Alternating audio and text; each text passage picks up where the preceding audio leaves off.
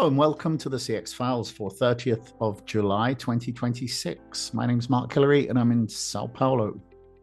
And I'm Peter Ryan in Montreal. Mark, great to catch up with you. Can you believe that July is nearly over? Yeah, it's amazing, isn't it? Yeah, we're just watching this year flash by so quickly. Yeah, and if you want to talk about stuff flashing by quickly, to just give you a sense of reality or a reality check, at whatever the case may be, can you imagine that it was 41 years ago in July that we had Live Aid? Yeah, that's incredible. Yeah. Yeah, it's very incredible.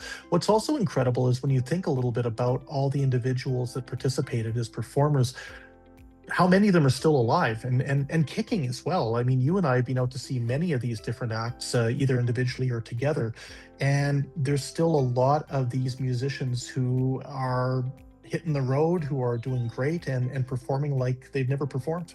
Yeah, well, I did see that Flock of Seagulls has been advertising on my timeline a lot because they're coming to Sao Paulo soon. But the photo they're using to promote the band is from 1982. So I don't think the band on stage Yeah. this year is going to look quite the same. Okay, that's actually really bad. I mean, I get these guys haven't been playing as much as they have, maybe from the 1980s, but I'm sure they can afford a few new headshots. That's pretty cheesy.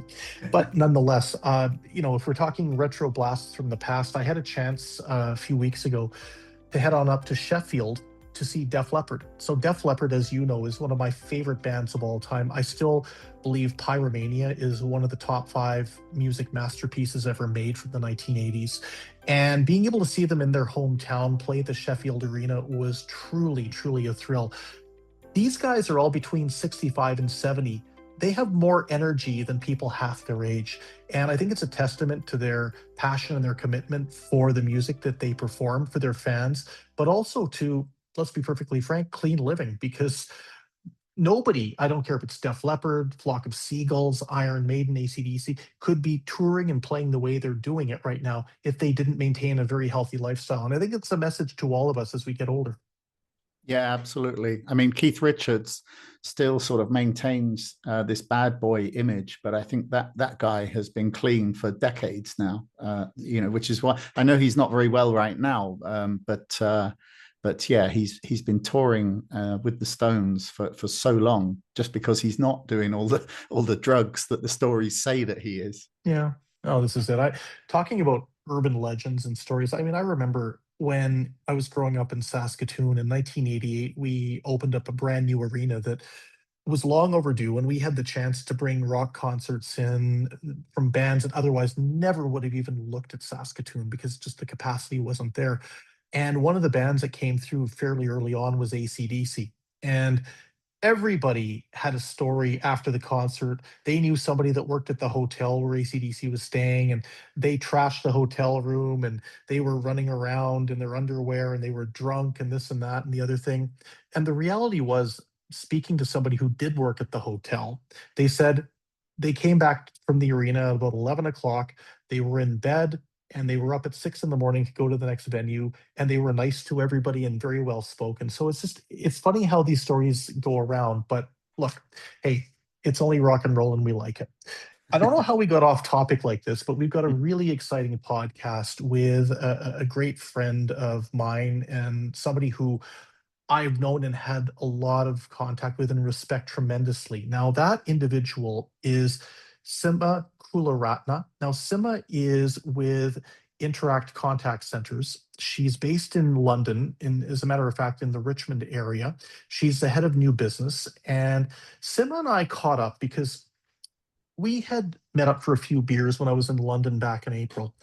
Now, one of the things that we discussed when we had a couple of drinks was the fact that we're both getting kind of frustrated about the extent to which our community, the CX community, seems in many ways to have abandoned LinkedIn as a means of not just engaging, but even connecting with people. And the comment that Sima made was, it seems that people are more than eager to connect in the CX community. If you send out a request, odds are you're going to get an acceptance. But then if you try to engage with them, just to reach out and say, hi, I'm interested in your business. I'd like to learn more. they just don't answer. There's no reply. Or if they do reply, that it's almost confrontational. Like, are you trying to sell me something? Or don't bother if you're trying to sell me something. Mark, you and I both know, as people that have built our businesses on the back of LinkedIn and the CX community, this is a problem. And I think with Simma, she was able to encapsulate a lot of the different challenges that so many of us are facing now as we're looking to try and expand our networks and get to know other people and get to know different businesses that maybe haven't been previous on our radar. But what I really enjoy about this interview with Simma is the fact that she does give some ideas about what we collectively can do to re-engage with LinkedIn, what we can do to re-engage with people that perhaps we've been connected with some time and we want to get to know more, or people that maybe we haven't connected with yet, but again, that we'd like to find out a little bit more about. So a great discussion. But Sim is one of these people I can sit down with, and 3 hours go by. It seems like 5 minutes. She's fascinating. She's got so many different opinions, but she's positive. And I think this is what we need on LinkedIn now. And we've done a couple of episodes around LinkedIn, some of the challenges that we've faced. This is truly, I think, some remedies and some antidotes in terms of what's been plaguing different aspects of the network over the last while. Yeah, I think it's useful to get this sort of positive message. What is the antidote to this, rather than just having a rant, because everybody is talking about how bad LinkedIn is at the moment. It's flooded with AI generated content. Everybody feels overwhelmed because their timeline has got so much stuff on it, and now LinkedIn has chosen to start doing suggested content. So you get lots of people who are not in your network also on your timeline as well, because they think that you might be interested in this stuff. And so, there's that sense of being overwhelmed, as well as having to filter through to the actual nuggets of real information rather than the AI generated stuff. So, we certainly need to interact in a more positive way with this network. Otherwise, what's to stop Google or Meta coming up with an alternative business network? That's a very valid question. Now, to date, we've not heard anything about anything like that. I also have some skepticism, even if there was an alternative network that was going to pop up, how effective it would be. Look, we all remember when Blue Sky started. We all remember when Threads started, and they really went nowhere, which is unfortunate because we've truly got.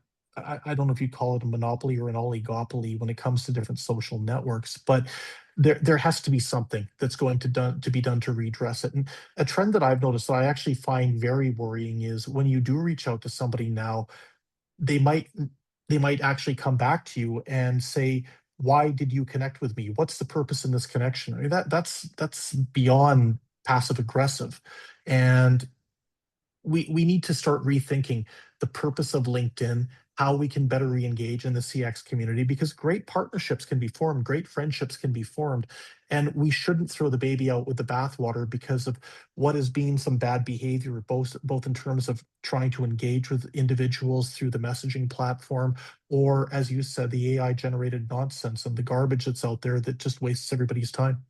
Yeah, yeah. So why don't we head over to this chat with Simma at Interact to talk about how we can more positively use LinkedIn. Perfect.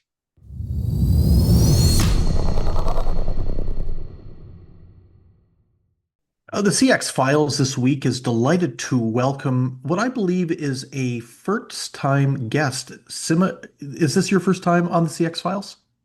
Absolutely, yes. It's my first time, Peter.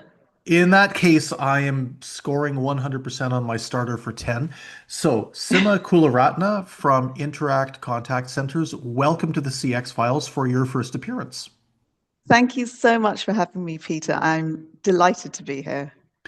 We were just musing a little bit prior to hitting the record button about your recent trip to Seville and about how that timing wise overlapped with CX outsourcers a couple of weeks ago. And what was quite interesting, Sima, you were explaining that while you were in Seville, there was an explanation that the king and his entourage weren't in town because they were out traveling.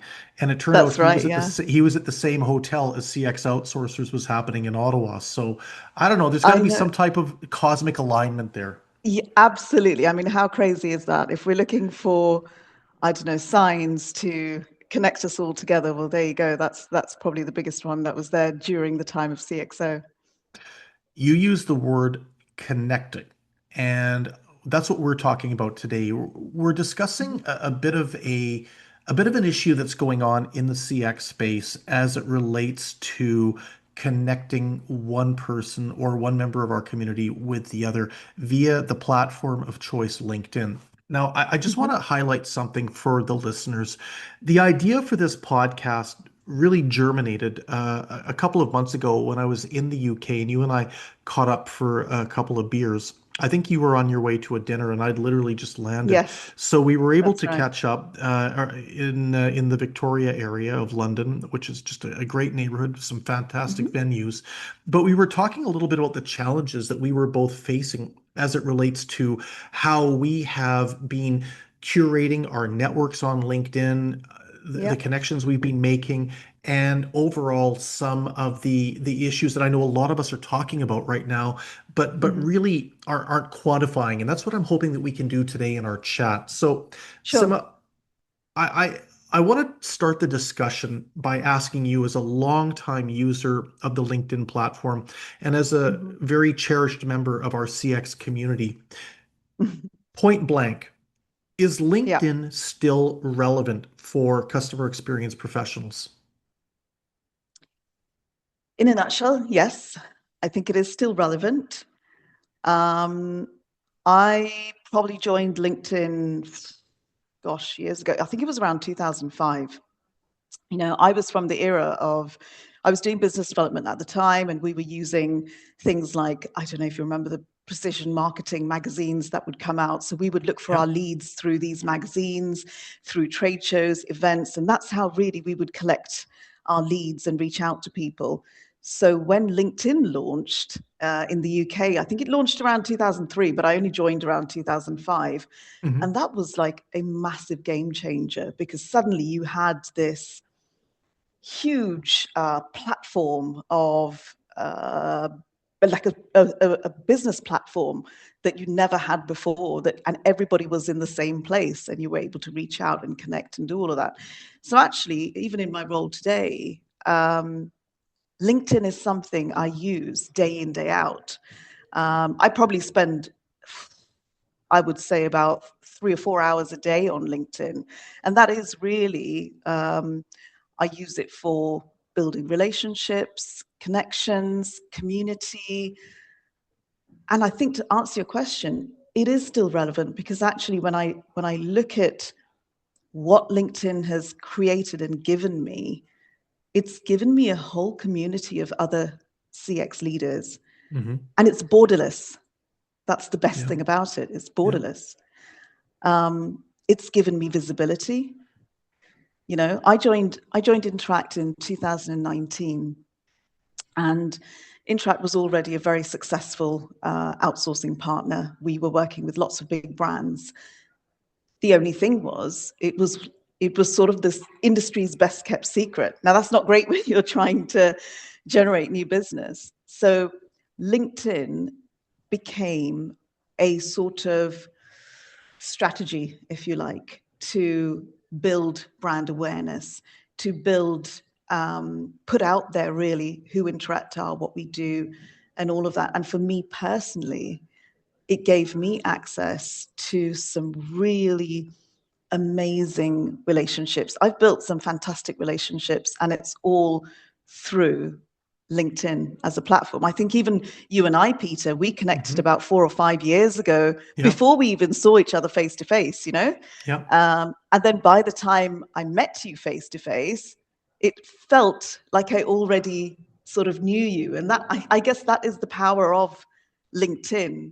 But I think, like with anything, what you put into it is also what you kind of get out of it as well. That makes sense. So, Sima, then that leads me to my next question, and that is, Hmm. why is it anecdotally, and this is sort of the line of sight or the line of discussion you and I were pursuing when we met up in London a couple of months ago. Why are so many people in the CX community down on LinkedIn right now? Why are they complaining about it? There seems to be a lot of antipathy. There seems to be a lot of frustration. What's the source of this? What's happening? I think the CX community, it's a busy community. We don't always have a lot of time to spend on LinkedIn, but also LinkedIn is a growing platform. I think LinkedIn has something like 1.3 billion users, Mhm. or billion accounts, sorry. Actual users, people actually use the account, is far less than that. It's probably around 300 million. And if you look at the statistics on how many people who actually post, it's far less than that 300 million as well. And we're talking from 1.3 billion. Now we've gone down to sort of the hundred millions. So as it's a growing platform, it has become one of these things where there is a lot of noise. It's difficult to navigate to the content and the people who really are your community. And I've seen that change over the years. For example, my feed used to be, as I mentioned to you, Peter, I carefully curate who I connect with, because I want people who add value to my network, who put out, thought leadership, really good content, people who I can learn from, brands that I'm interested in. So those are the type of people that I tend to connect with. And therefore, my feed has always been of value to me. Now, over the last, I would say, probably a little over 18 months now, it just feels like a lot of clutter, if I'm honest. It takes me quite a bit of strolling to get through to a post that I really want to read, and a post that is from somebody who is a first-degree connection within LinkedIn. Outside of that, I see lots of sponsored content, boosted content, a whole load of AI-generated content. So there is a lot now. It has just got really busy. And I think that's been the major change with LinkedIn that I've noticed, certainly. I've been on LinkedIn probably around the same amount of time that you have been, and I agree with you. It's almost like we saw LinkedIn accelerate, and it hit a peak at a certain point. And if you were to ask me when that peak was, I would probably say around 2015, 2016. I loved it because there was tons of thought leadership content. As Yeah. CX professionals, we're always looking for information that's going to help us Yes. do our jobs better. That's one of the big things Absolutely. that I think LinkedIn has been great in terms of providing our community. But I Yes. think now you're spot on. There's a lot of clutter. There's a lot of boosted content, a lot of sponsored content, and I get it. They've got to make money. I Of completely course. understand Yeah. that. But what bothers me is the fact that this almost shameless self-promotion that's going on by certain individuals using it as a platform to accelerate their own profiles without actually providing anything of substance. Equally speaking, the auto-generated, the AI-generated rubbish that's come out, I think people call it AI slop. It's Yeah. terrible. And I actually love the fact that a connection of mine who I have a lot of respect for in Australia, called this out not long ago very eloquently and said we've got very intelligent people who are relying on auto-generated content to be provided for them using one of these AI engines. It's just not interesting, and people are tuning Yeah. out. And the reality is, we as a community in CX can only be better if people are thinking about what they're putting into their posts, if they're Yes. writing them themselves, if they're communicating with their own voice. And this Yeah. is why I think there's been a lot of disengagement because Yeah. we don't see the thought-provoking content. There's still some, to be very clear, but not nearly as much as there used to be to help us become better professionals in customer experience. You're right, Peter. I think it is there, but again, because of the clutter, it makes it needle in a haystack to try and find that Yeah. content. But here's the thing. I personally don't have anything against AI, and we're not talking here about against AI. What we're saying is AI is that tool that what you put in is what you get out of it. And the issue is people aren't putting much into it. So it's Yeah. spewing out a whole load of beige content or Yeah. vanilla content. And you Hmm. can tell, do you know how many times a week I will see similar language, similar, display of the Oh, post, yes. um, the same sort of phrases constantly used, and you know it's just AI generated. Now, here's the thing. I write a lot of my own posts, but as I've mentioned to you before, I put it into AI to make sure it's a little bit more concise. But it's still my content. It is my authentic voice. It is my personality, and it is my view on things that I put on my posts.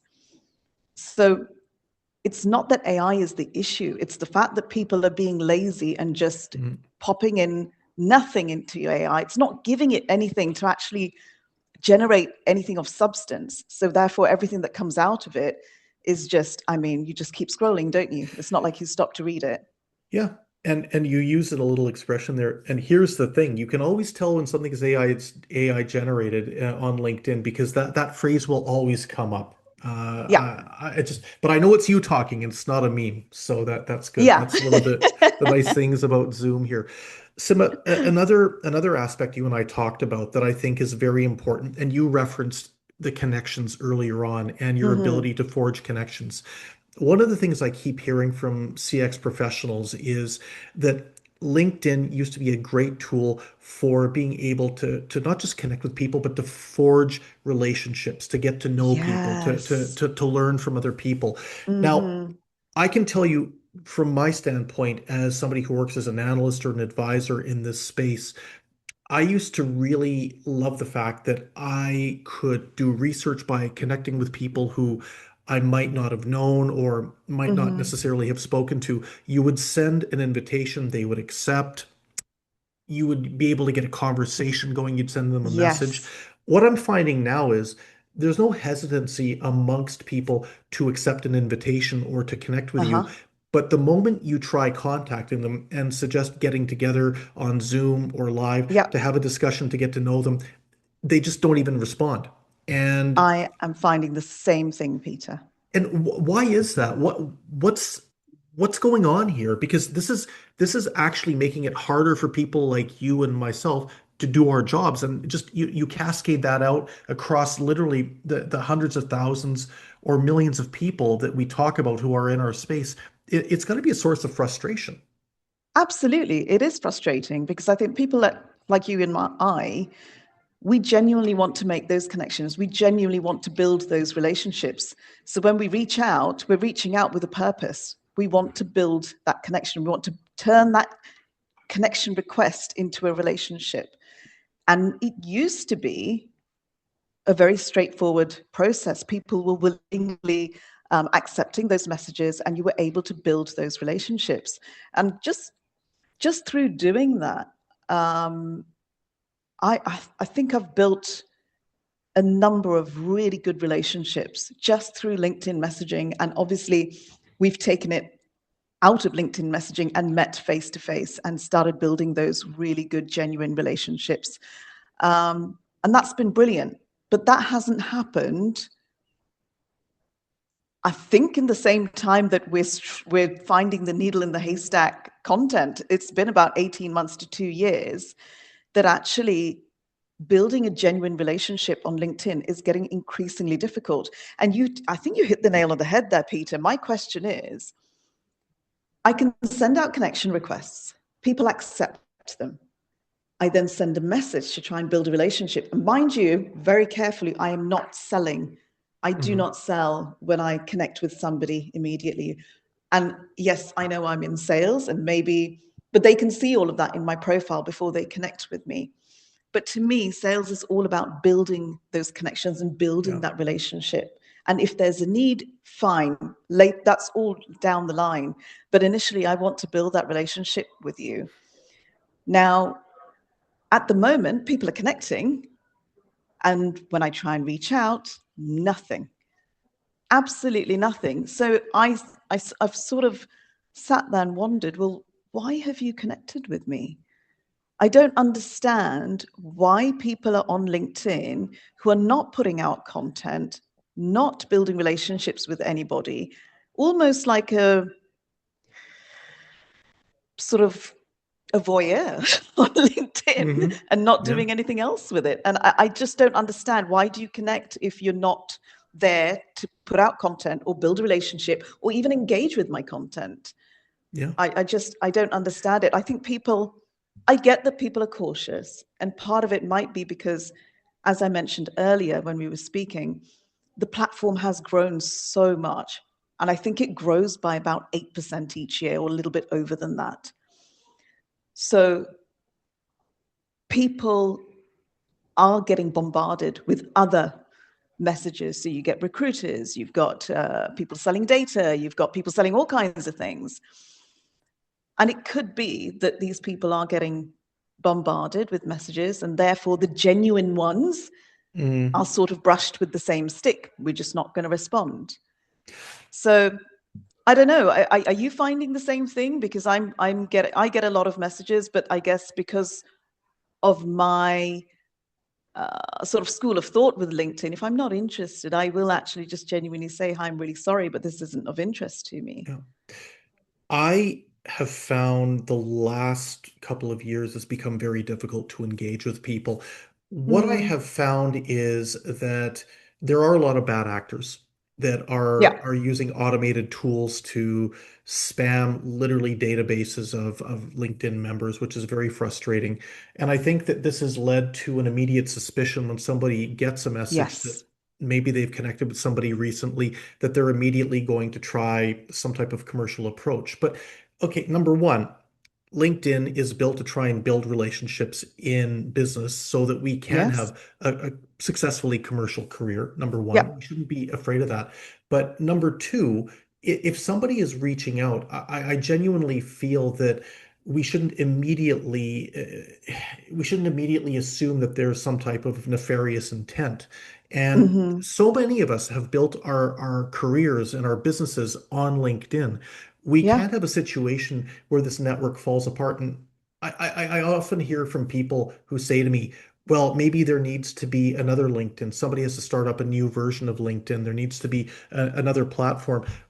The same issues will pop up. Let's be It perfectly will. frank, you know, Yeah. and I tend to think that right now the social networking industry is such that it's very difficult for a new platform to successfully launch. You know, does anybody talk about threads anymore? Do you ever hear about Blue Sky anymore? Not really. Now, No. what I would say, Simma, is that we need, as I think CX professionals, we need Hmm. to almost take a new page out of the book and Hmm. decide how can we better re-engage. So what would your advice be to anybody listening to the pod right now in our space who might be thinking that they're going to de-emphasize LinkedIn, or that they're going to not respond to people who have sent them messages but who they have connected with? How do we reframe this game and make it that much more effective moving forward? Good question, Peter.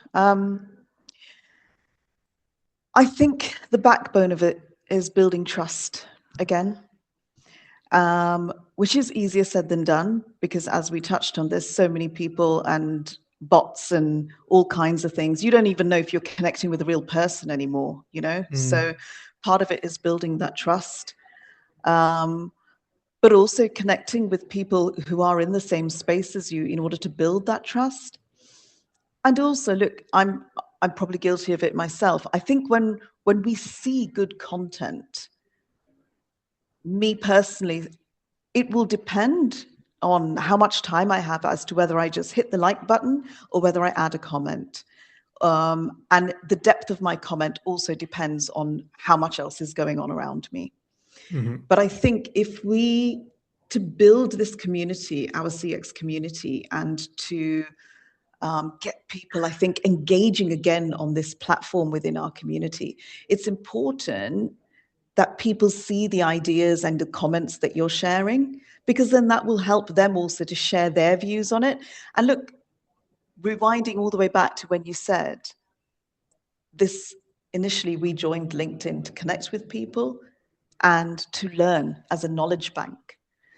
So I think if we as a community be proactive with when we see posts that are of value to us, that we comment with, you know, a valuable comment, a valuable mhm. comment, or a sort of idea that we have, or even challenging it if we don't agree with something, But rather than DMing that person, because when you DM that person, yes, you still have that relationship with that person, the author of that post. However, nobody else can see that. I think visibility needs to be there for people to gain trust and start, engaging with the platform like we used to. So I think that would probably be the first step, is to sort of, again, maybe it's that we build a CX leaders page and we start discussing ideas and sharing ideas within that sort of community page. I don't know, maybe that's one way of getting people to connect with each other and keep building our community. Yeah, almost like a trusted space that you can Yes, exactly. you can share in. So, last question, Simma. What Mm-hmm. message do you have for LinkedIn in terms of making the platform more relevant, more pertinent for the CX professional community, or any community for that matter?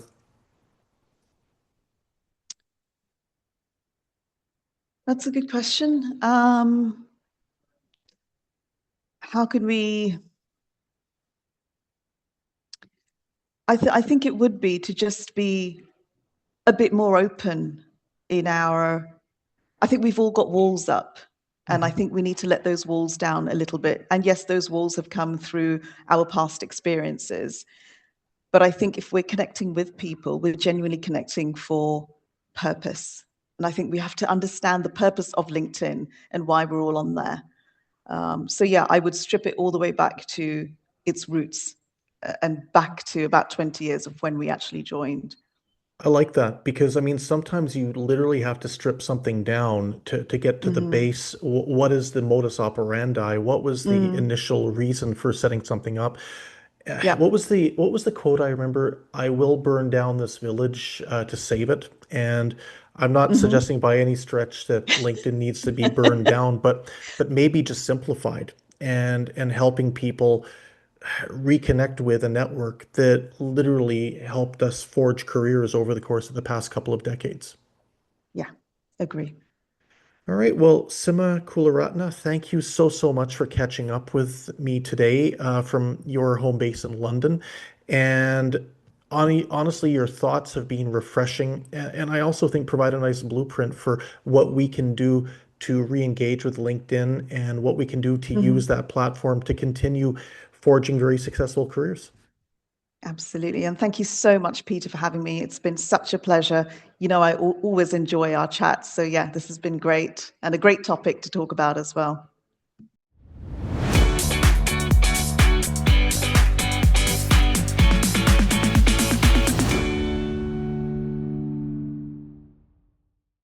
Thanks for listening to the CX Files podcast. We really appreciate your feedback and suggestions. You can reach myself, Mark Hillary, or Peter Ryan via LinkedIn. Please also leave a rating or review on your favourite podcast provider, as that helps more people to find us. As always, we'd like to thank Chris Haig at Traction Media for the CX Files graphics. See you next week.